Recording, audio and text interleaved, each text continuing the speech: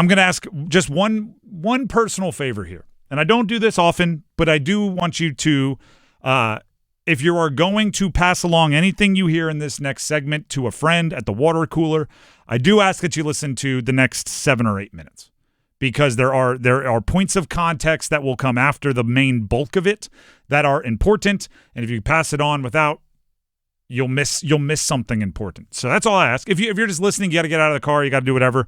I get it, life happens, but then just don't go be the messenger. Don't Paul Revere this bad boy unless you get all the context. Pablo Torre has a podcast called Pablo Torre Finds Out. He does deep dives into investigative sports stories. He goes and tries to find the info. Former ESPN guy for a long time. You saw him on PTI a bunch. He co-hosted a show with Bomani Jones for a little bit. He now works for Meadowlark Media, which is Dan Le Batard's company. He did an entire episode diving into the Bill Belichick-Jordon Hudson relationship, Jordon Hudson being the 24-year-old girlfriend of Bill Belichick. He called the story, just so you know what we're about to get into, Succession, for those of you that watch a bunch of TV, Succession mixed with Dawson's Creek mixed with Lifetime daytime movies. That's what we're about to get into. He had a report where he had a source from a higher up at UNC that they had made the decision to ban Bill Belichick's girlfriend, Jordon Hudson, from the football building. He had a quote from his source at the University of North Carolina that he put up on the screen so we wouldn't be confused on his YouTube podcast. The quote was, "Don't think you'll be hearing much from Jordon moving forward." End of quote. That is a sassy way. That is not only banning someone from showing up at practice, that is a sassy way of saying, we shut him up. We have the audio here. This again from Pablo Torre Finds Out. A couple of breaking news updates since what has happened publicly since we last gathered. Number one, okay?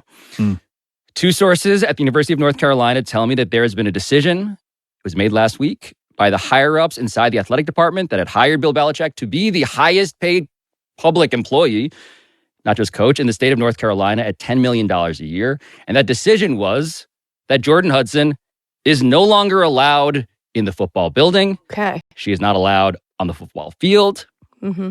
Quote, "Don't think you'll be hearing much from Jordon moving forward." The second update is that Bill Belichick's family is extraordinarily concerned about what has transpired.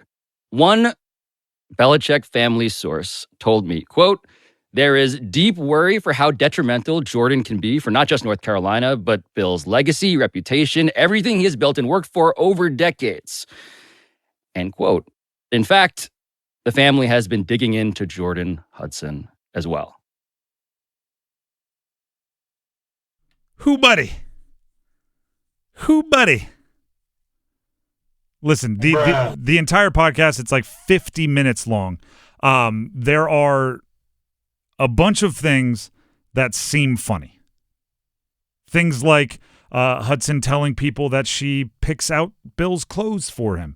Things like a source who dealt directly with Hudson in the role of the person who runs Belichick's media empire was quoted calling it, talking about Hudson, "The level of cockiness to go along with the absence of resume is stunning."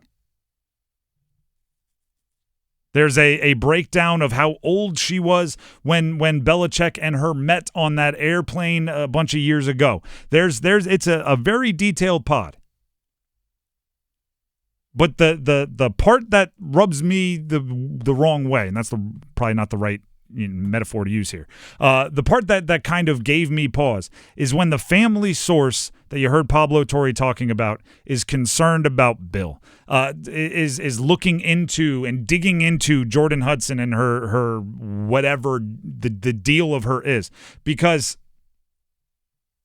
when it's a coach dating a young girl and they're making headlines for funny Instagram posts, I think jokes are warranted, right? As soon as you put it public and you are a public figure, people are going to make jokes as long as they're within taste, right? No crossing of personal lines, but it happens. We can all laugh. As soon as like a family member says, "No, actually, we're concerned, we're worried," jokes kind of lose their bite, right? They lose their laugh.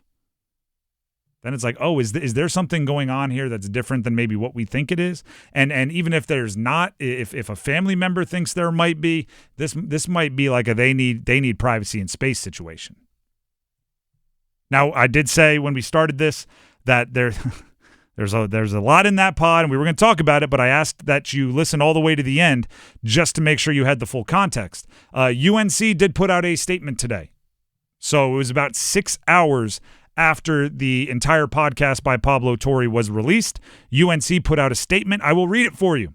While Jordon Hudson is not an employee at the university or Carolina Athletics, she is welcome to the Carolina football facilities. Jordon will continue to manage all activities related to Coach Belichick's personal brand outside of his responsibilities for Carolina football and the university. End of statement.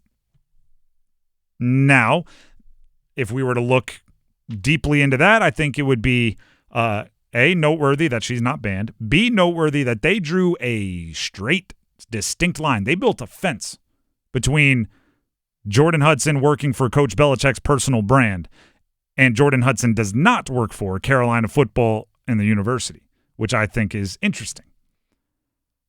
More context. Pablo Torre, after that statement from UNC, I don't even know if this is on the defensive. He kind of came out on the offensive to defend himself.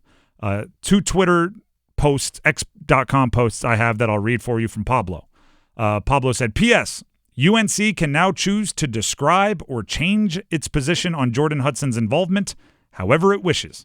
Following the publication of our episode, we requested comment and filed dozens of Freedom of Information Act requests that were not satisfied, and we stand by the specific reporting in our episode, which came from the highest levels of the football program.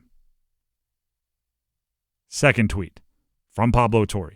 We broke the news of an important meeting where UNC higher-ups told the football program that Jordon Hudson can't be around the facility anymore.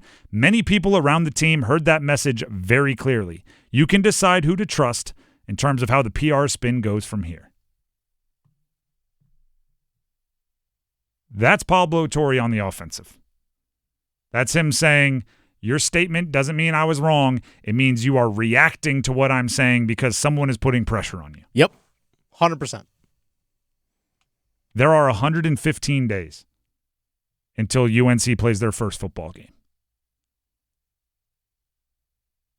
I don't even know what is within the realm of possibilities as far as what the next storyline will be for UNC football. It could range from, like, there are people that I don't usually look at as insane, right? We all have the friends that throw out the crazies, right? The what ifs. What if this happened? Ha ha. No, like some normally sane people have said they don't think Bill's going to coach a game for UNC.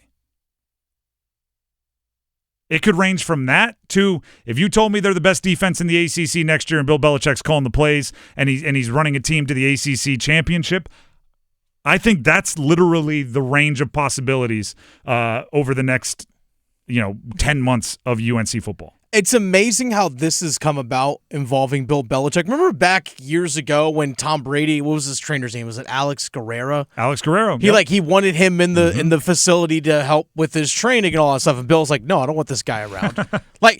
He didn't allow that to happen, but all of a sudden he's now become that. Like, Bill Belichick has now become this. This is the distraction that he is now.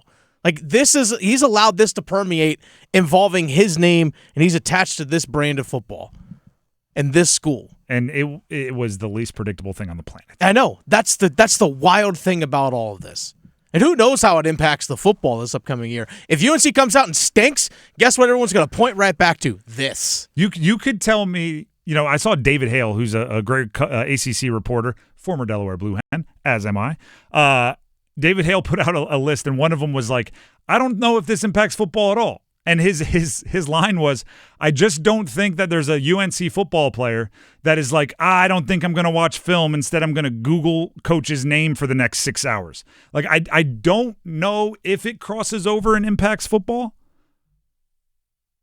But you're darn right people are going to blame it if the football isn't up to a standard that we don't even know. Expectations That's what we need to establish next. Maybe we'll work on that as soon as we kind of hit a little lull in our sports calendar.